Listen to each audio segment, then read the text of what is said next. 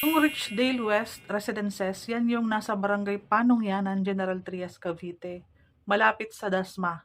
So kung yun ang part ng Gentry na gusto mo, meron tayong Jasmine Townhouse Inner and meron din tayong expanded. So sa inner muna, kasi malaki naman ang lot area niya, oh.